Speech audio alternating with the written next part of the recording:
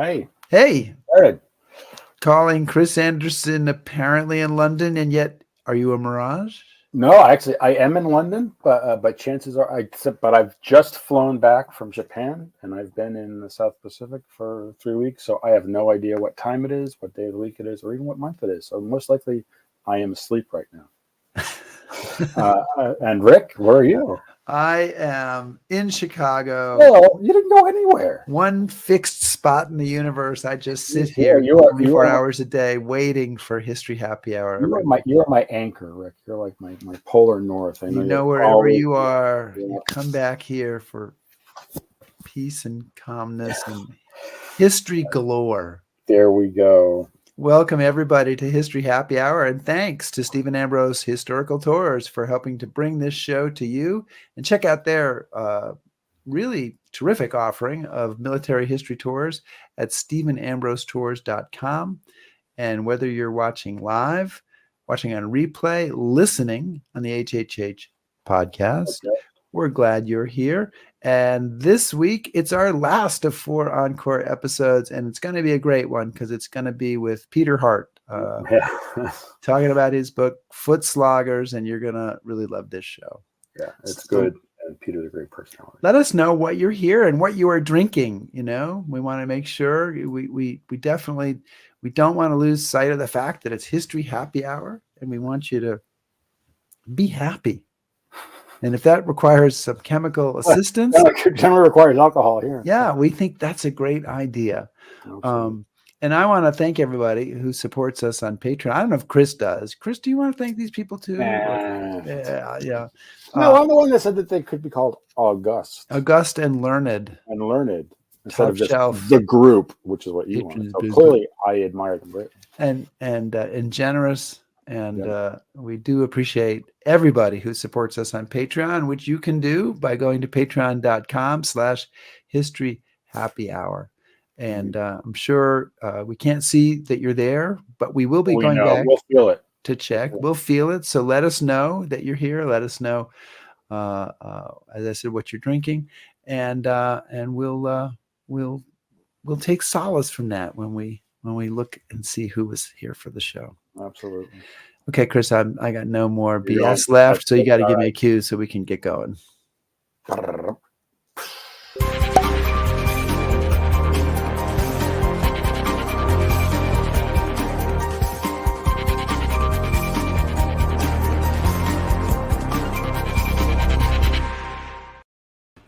Ding. Oh, man. Well, I don't have the bell. We're on the road. I don't have the bell. You knew that already. Don't like rub it in. Years? You can't just have a traveling bell? You know, you could have the bell. No. You could have a traveling bell. I'm the drum roll. Oh, it's not your job. Oh, I'm the drum roll. Okay, fine. You know, introduce our guest. Whatever. Too quickly mean to me. You know, our guest has a sidekick too, and they're not mean to each other like you're mean. Oh, they are. They totally are. Well, anyway, as Rick said, we're here. Really I'll bring him on so he can hear your introduction. Go ahead, introduce our guest. Okay. We're really happy, as you would expect, to have Peter Hart back on the show for his, as Rick pointed out, 4th visit. Most of you know Peter. You know that he was an oral historian for the Imperial War Museum. He has been on to talk about his trilogy. The first 2 books were At Close Range, about a British artillery unit during World War II, then Burning Steel, about a tank regiment. And he's here tonight to talk about Footsloggers, which I think is the most important of the trilogy, which is about an infantry battalion at war. In addition to those, of course, he's written enough World War I books that he could stack them on the floor and prop up the ceiling, so I won't list all those titles, but they're all really good. So if you want to delve into the Great War, he's also excellent for that. But we're here tonight to talk about Footsloggers. So thanks for coming on, Peter. I know welcome, Peter. Things on your schedule, so we appreciate you being here. Absolute pleasure, lads. Thank you so much. So I want to get up, kind of set the scene. Again, we'll talk more about this, but right at the beginning of the book, you say, if you scan the histories of the Italian campaign, you will see scant references to the 16th DLI, but such ordinary battalions were the real bread and butter of the of the British Army. So let's start there. So who are the 16th DLI? 16th DLI, just an ordinary battalion of the Durham Light Infantry. There is nothing special about them in the sense of that they're not an elite force. They're just ordinary infantry. But to me, that word ordinary doesn't really get across what they really are, because it's the ordinary infantry. Time and time again, as I've got more and more into history and the Second World War, First World War as well, it's the infantry that catch the eye. They're the ones that they're almost unsung sometimes, but they're the ones that have the hardest job of all to do. I don't think there's any denying it. That they always have had. They need the artillery. In the Second World War, they need the tanks. They need the engineers. They need all the other forces. But in the end, when the guns and tanks have done their work, it's the infantry that have to occupy and hold the ground. And when they've, against all the German counterattacks, the German artillery, the German tanks, they then get all the Germans throwing things at them. And it's just a very grim, hard business. And they may be ordinary, but what they do is, to me, extraordinary. It is fantastic what they did, and they are just normal lads. I mean, I want to mention the three other main interviewers: Harry Moses, his son Michael Moses, and Tom Tunney. And you go to their houses, and they're just ordinary people, or they were, ordinary people who've done extraordinary things. And that's a cliche. I'm well aware of that, but it's true. And people of my generation, I'm 68, never had any of this, none of it. Yeah. But they've had the lot. The worst thing we've had is that a few COVID, I suppose, and right. That is not the same as being right stuck in the middle of a bloody huge war, is it? No. So, you're writing a trilogy. You've written about the armored, you've written about the artillery, now you're writing about the infantry. Did you focus on the Durhams because, we have a lot of interviews with these guys, or did you set out early to get those interviews in order to write the book, or did you focus on the Durhams because you're a Durham guy yourself? It's partly all those. I am from... people will always say I was born in Luton because my parents unwisely came south for a month or two. I was born in Luton, so I'm a bloody southerner myself. And then I spent most of my time in Chesterfield, Liverpool and London since. But my family are all from County Durham, so that gives me a particular interest in them. But then my family, we're not the sort of family that's that close. So why the Durhams? They were very well. There are a lot of them. The first big Second World War project was the Durham Light Infantry, not the 16th, the whole of the Durhams. And as we got into it, for some reason, the 16th Battalion just struck me as they're the only. You lads probably know what a Dunkirk battalion is, but after the evacuation of Dunkirk, the British Army formed about 50 battalions up and down the country, and the only one that went into action at all as a battalion was the 16th DLI. They just caught the eye, and we managed to interview. I mean, you're aware of the chances of this. We managed to interview nearly all the company commanders. We just missed the colonel, but we got 3 or 4 of the company commanders. We got lots of the captains and the lieutenants. Now, and of course, even more importantly, we got loads of NCOs, which are the heart of the British Army. And we got loads of the lads, whether they be infantrymen, cooks, drivers, stretcher bearers. We tried to get it all. And the project was about 50, 60 interviews. The DLI project was much bigger than that, much bigger. That's 250, 300 interviews. And it's all at the War Museum as a research tool to let people know what it was like being in the infantry in the Second World War. And as I say, it actually the book was written, the third of the trilogy, but the project was first. And a good job it was, because, the other thing that's interesting is working class lads from northern homes, they're not all from the north, but a lot of them were, who were miners and things, a lot of them died rather earlier than you'd want. 70 was quite a good age for some of them. So I'm glad we did them first. Peter, I know we've talked about this before, but it bears repeating that this project, talk a little about that, because one of the things that I loved about the trilogy is the way this thing was carried out, you can go much deeper into these units than, say, I just interviewed a couple guys and da-da-da-da. But, you kind of bring a depth to this. That was the whole idea. Was we tried to do this with the First World War, because I'm a First World War historian. Everybody knows that. My Second World War knowledge is weak compared to guys like you two. But we tried to do the First World War, and we couldn't get anywhere near it. We tried to get at the Durhams, we tried to get the Northumberland Fusiliers. The most we got was 1 or 2 interviews with each battalion, and that gives you. And often they were at different times in a 4-year, 5-year war. Right. But with the Second World War, we consciously thought, let's interview loads and loads. And the idea, and I've done this before on this TV, there's one interview, you can see through it. Okay? Yep.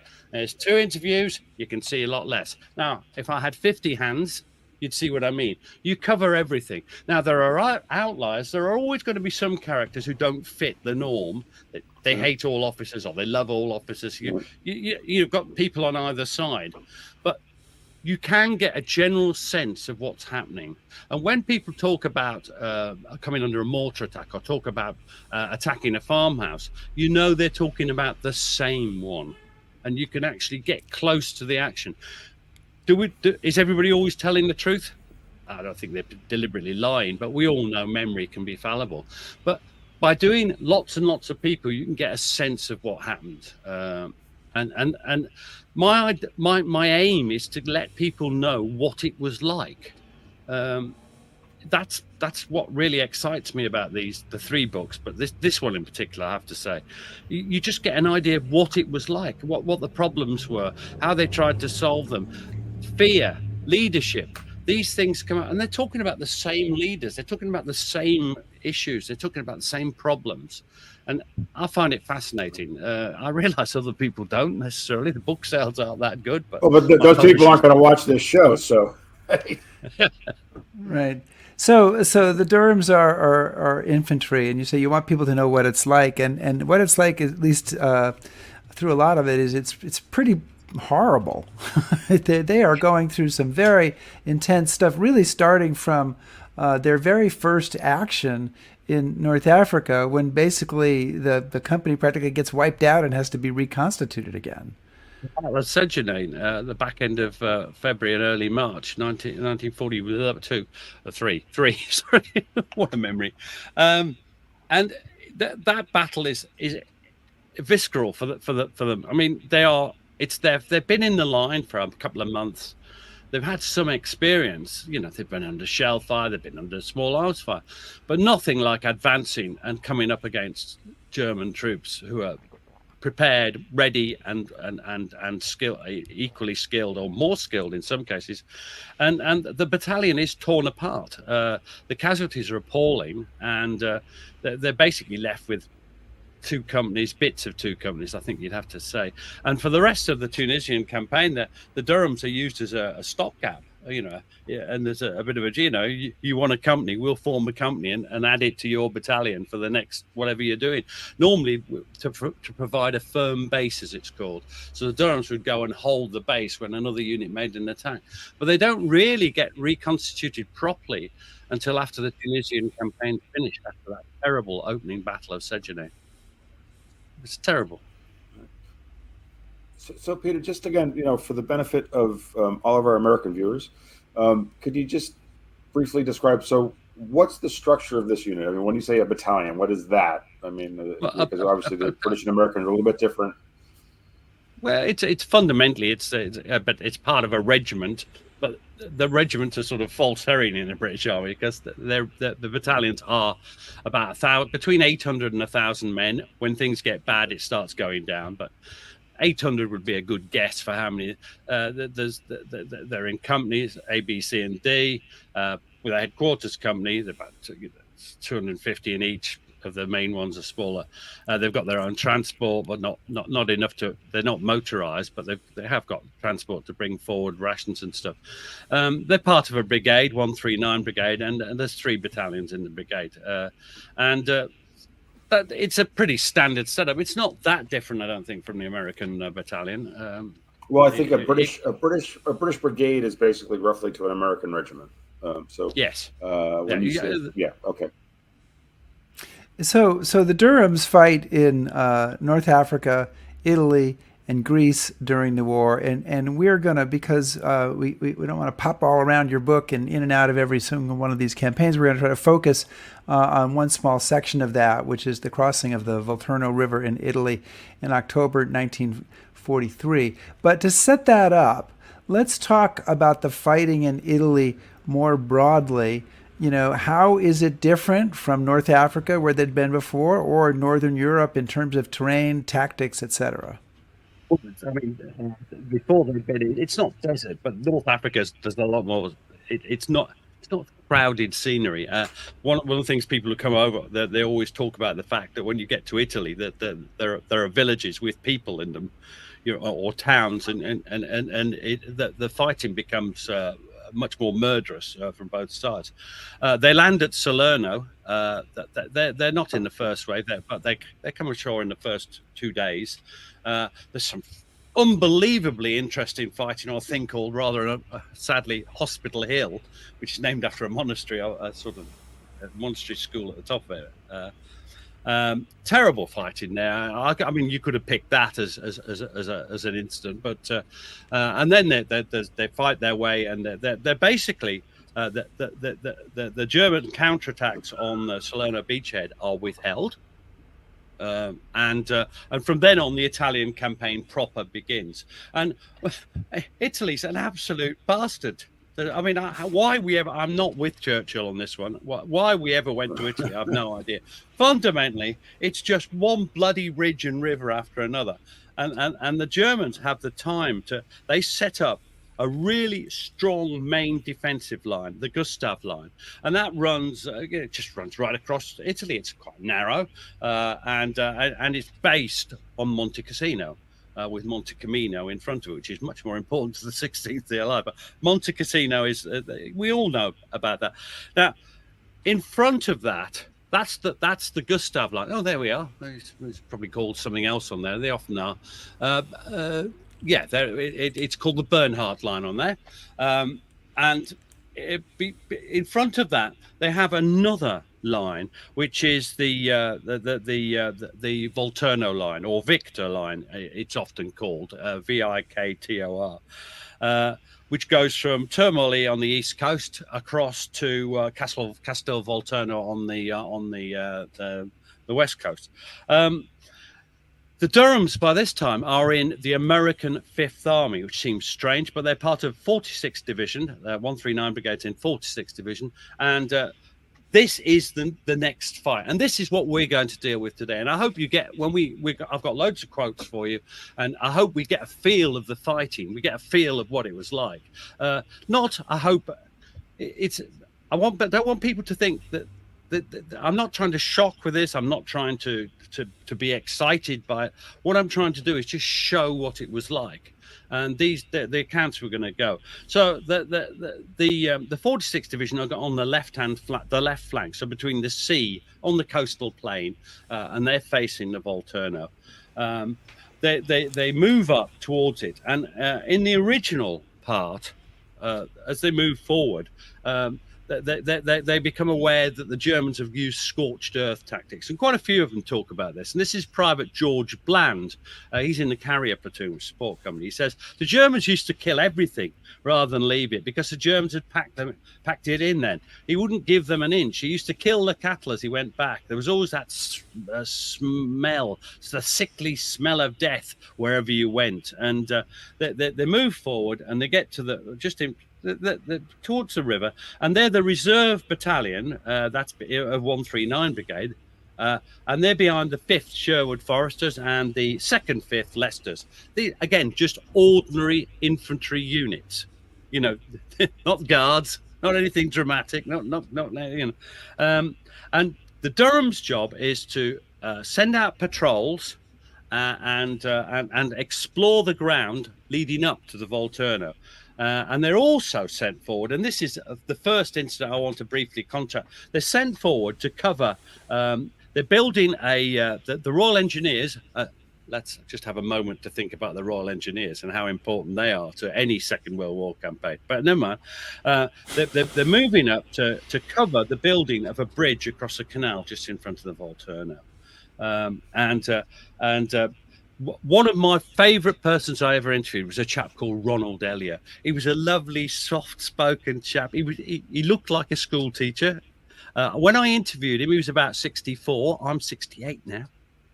I was about 35 then or something, so I don't know what it was. I'm not good at maths.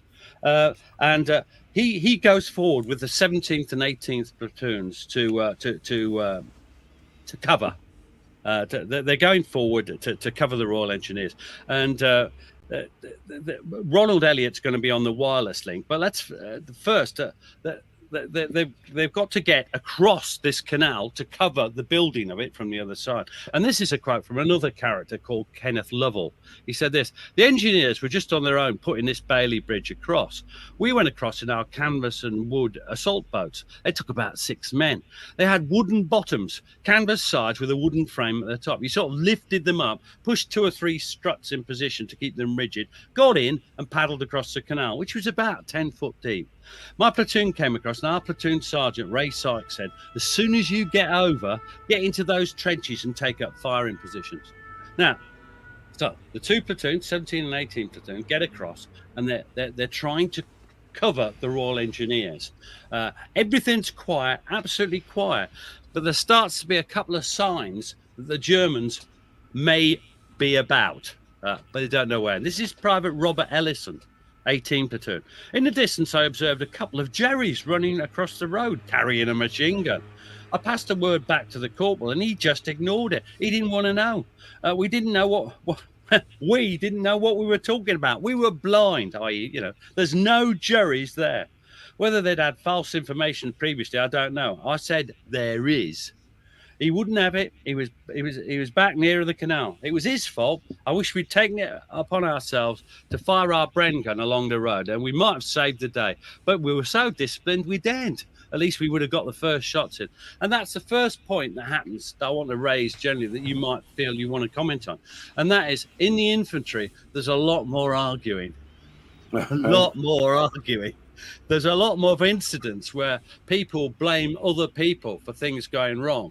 Officers blame higher up officers. Sergeants blame other sergeants. Men blame each other. That there is a lot more because it is so up close and personal.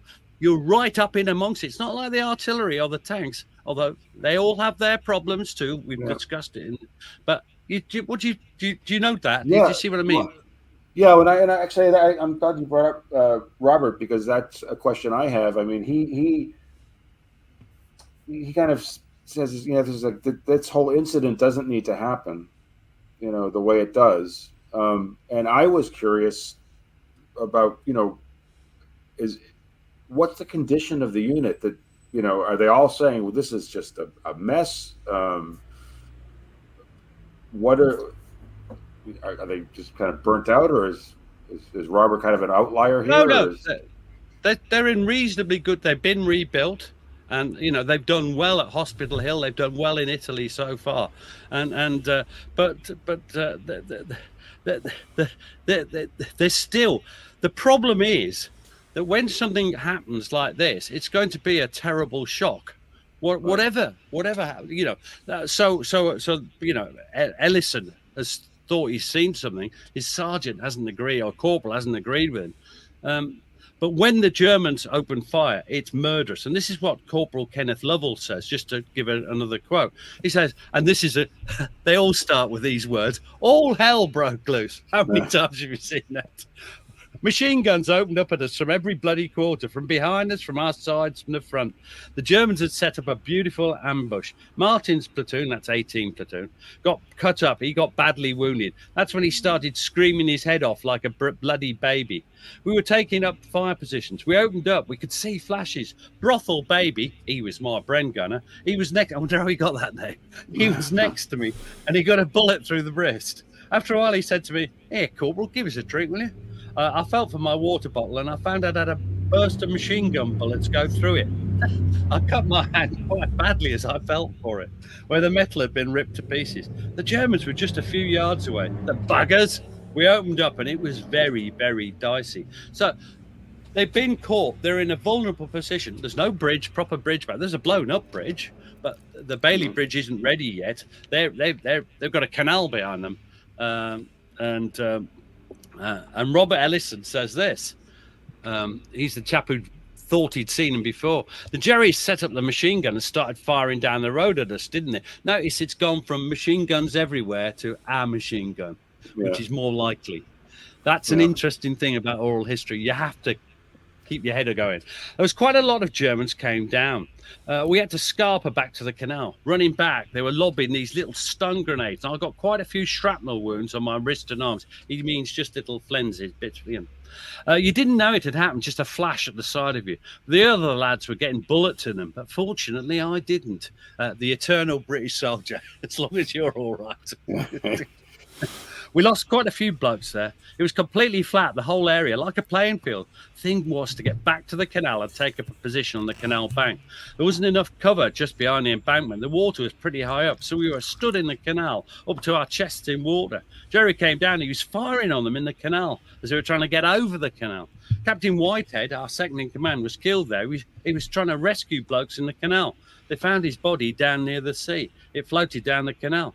Corporal Lewandon and Sergeant Sykes were at the parapet of the bridge. That's the previous bridge that they were replacing, lobbing grenades back onto the top. They killed quite a lot of Germans and saved the day. As things quietened down, we got out of the canal onto the bank. Sergeant Farrell had been mortally wounded. I was told that he had about 22 bullets in him.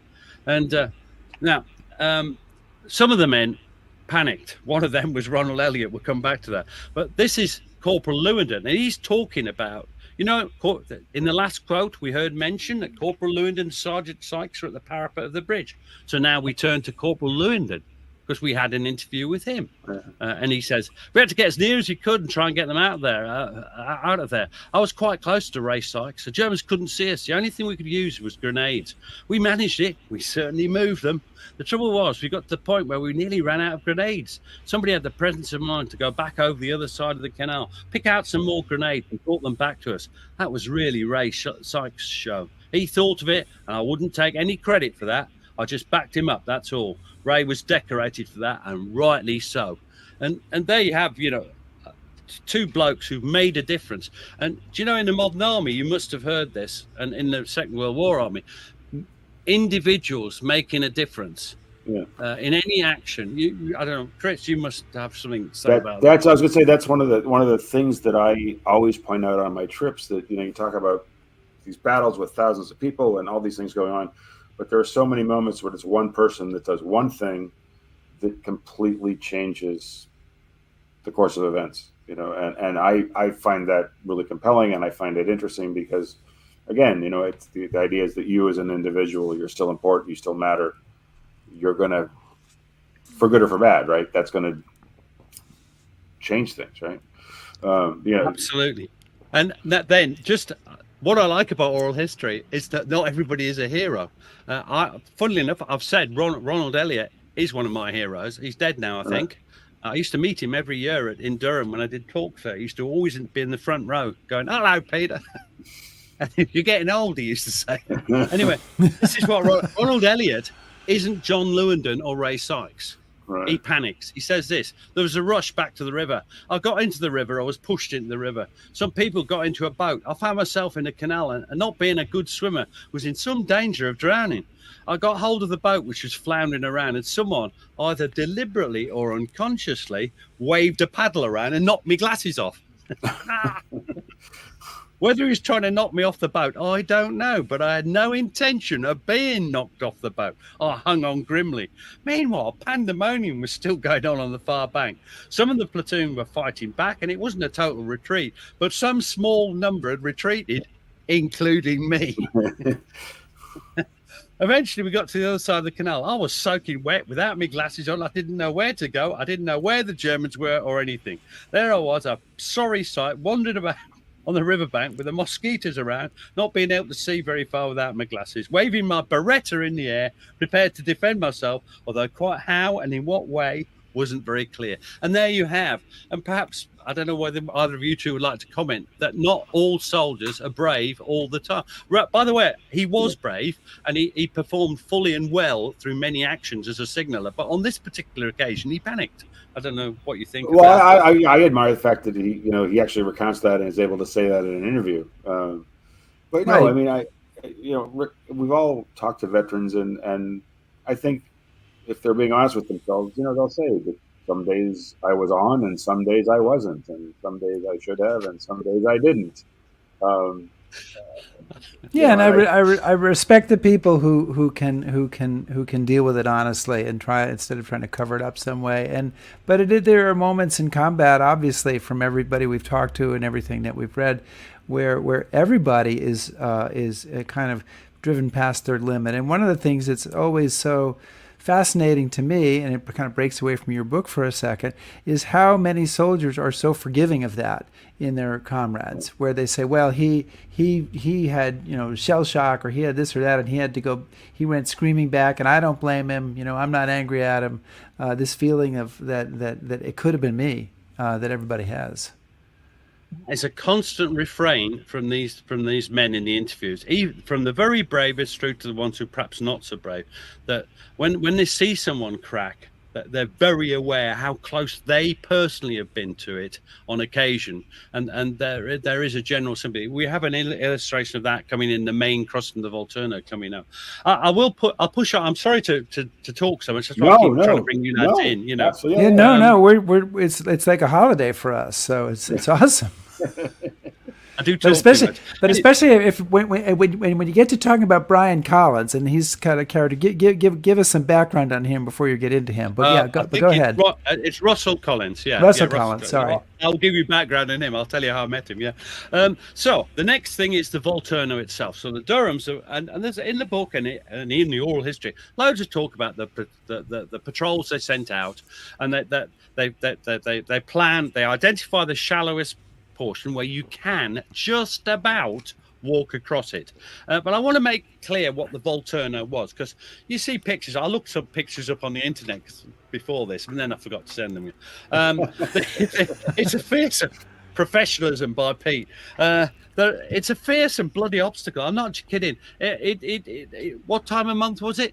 Autumn. It's full of rainwater. It's basically 4 foot to 6 foot deep.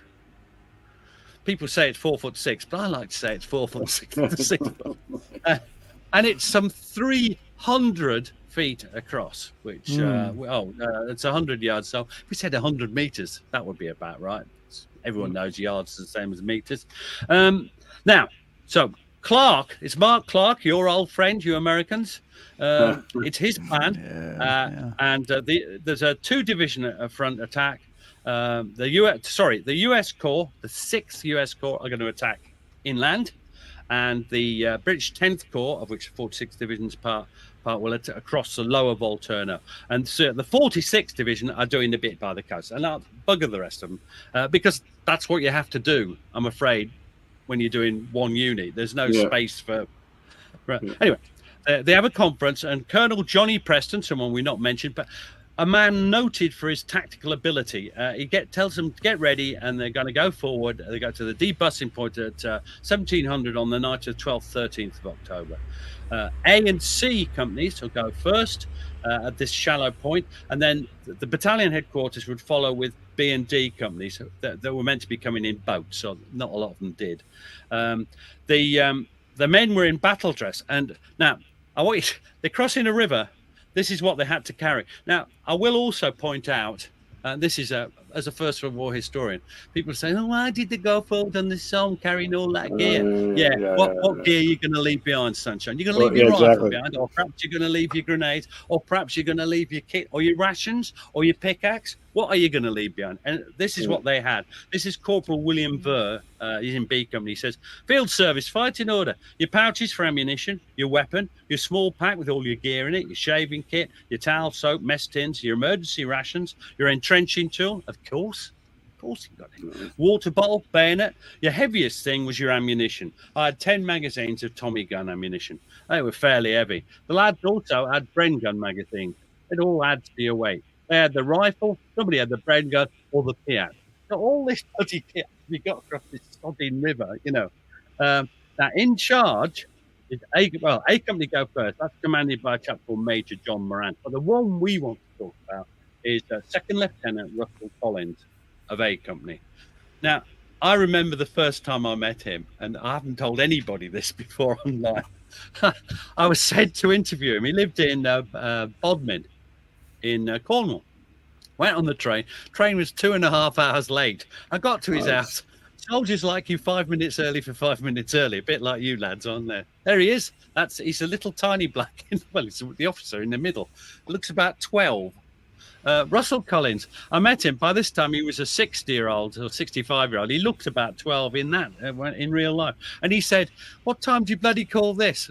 Sort of thing. Anyway, he was only a little short. He really was a little short chap. He'd been doing he'd been one of the platoon leaders. His first action at Hospital Hill had been a complete, to use a technical army term, a clusterfuck. It really was a mess. He ended up coming under fire from his own people, and most of his platoon were either killed or wounded. He'd had a bad start, and he was sent away. He got a nick on his knuckle, and he was sent away, I think, basically to get him out of it. And he came back, but he was doing well now, or sort of. He's going forward at the front, and he says this about the actual river crossing. Then, with my platoon leading, we had to make the first crossing. We hoisted our packs up as high as we could on our shoulders, put our rifles in our outstretched arms above our heads, and the first few of us waded it into the river. Ray Mitchell must have established the depth of it. That's another officer. But it was certainly up to my armpits, if not to my shoulders, being a rather shorter chap. Not average height like us 6'4" people. Anybody under 5'10" is technically a dwarf, as far as I'm concerned. We had to take a rope across and secure the rope at the far end. Then the boats were brought up. People following on behind came in the boats. The whole company got across. While we were crossing, the Germans weren't aware of our presence. At least there were no signs they were aware. Indeed, and and can you imagine if they'd come under fire then, or as they come up on the bank, trying to climb up a slippery bank, soaking wet in the freezing. Oh, God. So Collins and his men moved forward. And he says this: "We found out to some extent, controlled by word of mouth, and our first objective was a high dike, 200, 400 yards to the north of the river. It seemed like a mile, because when we were about halfway across, somebody behind us fell into the river and cried out. That alerted the Germans. We'll come back to that. Suddenly we found all along this dike were machine gun posts. We came under machine gun fire as we were crossing the flat ground. One of my young soldiers, Anderson, was badly hit. He felt he was dying, mortally wounded. I was kneeling beside him, and he was giving me a message to give to his girlfriend. I can't remember what happened to Anderson, whether he was dying or not.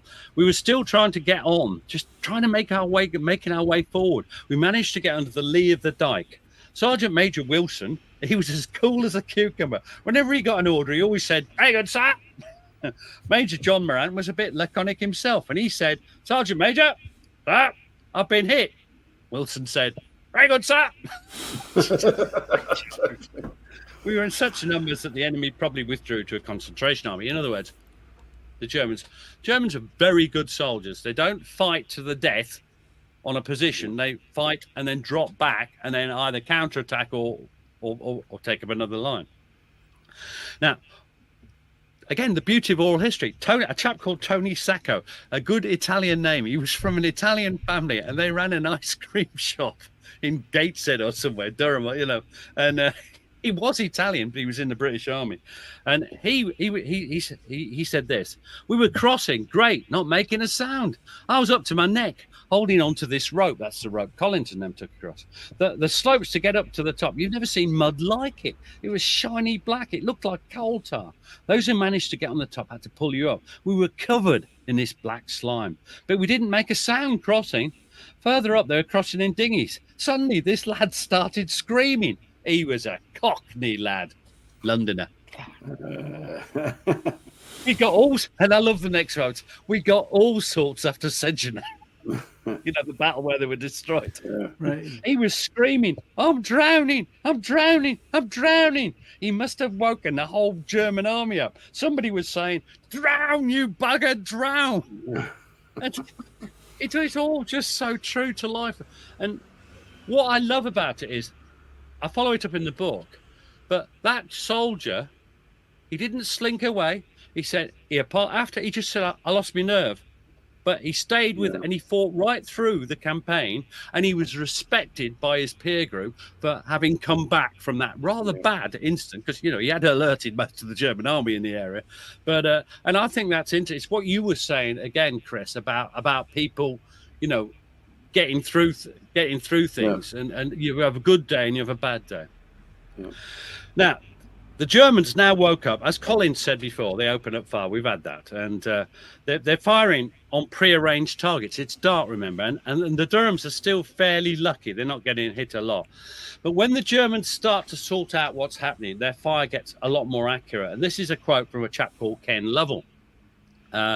We've had him before. And he was on the reverse slope of a dike. So there's the dike running along, and he's on the reverse slope. The Germans are over there. This is quite sad. He's with his best pal, a chap called Lance Corporal Bill Crummack, who was from Leeds. And one point I have to make is the Durhams, a lot of them were from Durham. A lot of them were not from Durham. They're from the north of England, but also loads from Hertfordshire, Welsh. They're from British Army don't put you all in one area since the Somme. What happened to the Pals battalions. So Corporal Kenneth Lovell says this: "We came under a lot of sniper fire. We lost a few men killed and wounded. It was very difficult to say the number of snipers, because it could have been one or two moving about. However many were sniping, they were good at their job. We never had a pinpoint which we could saturate with fire." Now, the next incident is a classic soldier incident. One poor fellow who went to answer the call of nature had dropped his trousers, more or less finished his business, and he got a bullet right through both cheeks of his arse and fell back in his own mess. And I'm sorry, but that's just such a typical soldier story. It was evidently a most painful wound as well. Now he goes on. Ray Sykes, we've met Ray Sykes before. The platoon sergeant had put two chaps in a slit trench on the forward slope of the embankment, right? It must have been a very lonely position up there. My great pal, Bill Crummack, in whose section they were, went up to see if they were all right. He went up over the top of the bank, about 4 or 5 foot wide, crawled down to them. Yes, they were all right. Instead of sliding down, he stood up on top of the bank. Next thing I heard was a single shot. Bill came down, clutching at his equipment. He'd obviously been hit. He virtually fell into my arms, trying to undo his belt to take his equipment off. All he had time to say was, "Mother, mother," and he was dead. Bill was the chap who taught me never to stand on the skyline. I thought it was a shocking trick of fate that this had happened. Now, the last bit we're going to go into is just one instant of an attack that's launched. You see, by about 4 o'clock in the morning, the DLI have got most of their objectives, but they're being harassed by some German machine guns on the right flank, that way. Or to you out there, I think it might be that way. Oh, no, with the right flank. I got very confused there. Good job. Yeah, fine officer material, me. This is what Colonel Preston, Johnny Preston, he's established his headquarters, and he says, Russell Collins, or Collins more likely, Collins, you're to lead a fighting patrol and take out the German strong points. And this goes to the whole incident of how Collins planned it. He says, there's a pocket of, this is Collins, he says, there's a pocket of enemy some few hundred yards to the east who are holding up progress. I was to go and try and sort it out. I got up onto a high vantage point where I saw John Smith, who was the Malta officer. I quickly conferred with him, told him that I was going to have to attack, and I really didn't know what to expect. This tall dike, 20 to 30 feet high, had ditches on either side. I quickly made a little plan that I would take a number of men, perhaps half my platoon, that's about 15 men probably, and go along the dry channel beside the dike, which afforded cover from view. I said, right, I'm going to move along the dike. You put down 6 rounds, rapid, just 6, no more, no less, and then we'll go in, i.e. in the attack. I hadn't pinpointed the machine guns, but the mortar officer had seen them. I mean, it was just by guess and by the grace of God, really. I just said, right, fix bayonets. Everybody lined up behind me. Notice that, behind me. And I set off. Now, I can't tell you can you imagine how dangerous this is? Chris, Rick? No, yeah. No, when I read that, what struck me, and I'm not a commercial, but I've read a lot of your books, Peter, a lot of World War I books, and just the similarity of it, right? Just that moment, young guy, follow me. That just raises all kinds of questions. You know, the similarity between the infantry combat in both wars, personal leadership. Just what is it in these guys or kids that's going to propel them into it? I mean, the thing is, they know. They don't know what's going to happen. We know. I know. You've read it as well. We know what's going to happen. But when Collins set off with it and his men, remember the last experience these men had of Collins, other than the patrolling up to the Volturno, was when he got half of them killed. Right. Anyway, this is what Collins says. Down came these 6 bombs. 1, 2, 3, 4, 5, 6, and then we were up and ran full tilt. About 150 yards. About 100 yards on, there was a junction in the gullies, one going off at right angles in a northerly direction. Just as I arrived at that point, I saw the last German's backside disappearing into the bunker. They got bunkers dug into the walls at the end of the dike. I'd got them absolutely like rats in a trap. They hadn't even time to turn around and look out of their foxholes. I was right upon them and in total command of where they were. I just called on them to come out. And of course, they had no choice because I was standing there with my weapon in the entrance. I winkled them out one at a time. They came trooping out, officers, NCOs. It turned out to be the company headquarters. I quickly gave orders for these chaps to be disarmed, and we just shunted them out one by one with their hands above their heads. Now, have a guess. I mean, well, you can see it because I sent you the notes. He captured 3 officers, 3 warrant officers, even better in some ways, and 11 other ranks. He got several machine guns and a large amount of ammunition. If you think what might have happened to that ammunition, that would have been directed at the rest of the battalion. And the thing about it is, Collins was an intelligent man. And this is what he says. He knows how bloody lucky he was. And he says this: I was as lucky in that as I was unlucky at Salerno. He means on Hospital Hill. There's a big element of luck in these things. I mean, the bombs could have fallen on us, or I could have got there and it might just have been a bomb proof, or it might have been just 50 yards further down waiting for us as we came around the corner. But it was a good plan, directly and confidently well executed, and it just happened to work absolutely like a dream. And as he said, his previous experience had been a complete military fuck up, as it, but this just all went perfectly. And he was given the name of Winkler Collins. If you ask him, well, they're all dead, but anybody in the Durhams they all called him Winkler Collins. And there's this young, fresh-faced lad. You remember that picture you put up earlier, of the lad in front of his platoon? He was known as Winkler Collins. But at the time, he was almost, there he is. He was almost overcome with stress and you know, it was amazing. But that really is the end of what I wanted to tell you about this one. I hope it's illustrated what you can do with oral history if you get a sufficiently broad range of sources. Now, some people might say, well, why haven't we got an interview with Colonel Johnny Preston? Well, he was dead. Now, why haven't we got an interview with the Germans? Well, most of them were dead, or I don't speak German. Do you see what I mean? But it's better to do 50 from one battalion than to do 1 or 2. And because you can do things like this, you can get a picture of an individual action, and that isn't even a big action. That is crossing of the Volturno. Yeah, it's important, but it was a successful operation. And by the way, the Americans, they got across further to the east. They'd done really well, and the Germans fall back to their next line. That's what happens. But I hope you see, and you start to, people like Russell Collins become characters as you read the book or as you listen to the interviews, and you can listen to them on the internet. You start to know them and understand what they're thinking. I just think it brings it all home to you. Because I've never thought, I'm not sure about you two lads, but looking at you, I'd guess not. We're not the sort who I've never thought that I would have been a good soldier. No, you know, no. I'd have been very much at the Ronald Elliot end of life with my bad eyesight, you know, my physical incompetence and general uselessness. And when you get a person like Russell Collins, he leads from the front right until the very last action, and then he finds his nerves starting to go, and that's so interesting. And he lets a sergeant lead the last attack, and he's nearly shot by one of his own men in a farcical incident. And it just shows you can't stay safe in war.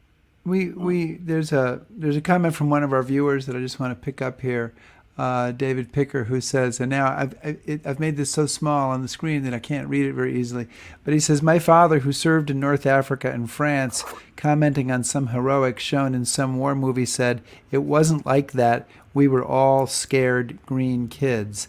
And that's the thing that, you know, when I've been out here on the battlefields this week and talking about people, and I was at Angeville in Normandy, which is the church that two airborne medics took care of 80 people on D-Day, and those medics were 19 and 20 years old, and you know they'd never been in combat before, and yet somehow they are doing it. Entirely, that's it, and that's what Collins is doing, and they are scared. Collins, by the way, is a very special officer. I mean, there's absolutely uniformly, you know, other officers in the Durhams weren't as popular necessarily as he is. Nancy Nell. So sorry, I mustn't look at them. General uselessness. Yeah, I couldn't let you go, Peter, without showing this other photo, which also has Russell Collins in it. Which one is he here? I think he's the one on the left. That's with another young officer. That's after that's the D-Day party. They had a D-Day party. And they dressed up as women. They did the British Army always dresses up as women, it shows another side of Russell Collins. I don't think his family much liked us having that picture in the book. Well, yeah, it's one of the things that I really, again, that I loved about this book. When I do tours, and I'm sure you've experienced this, Rick has experienced it.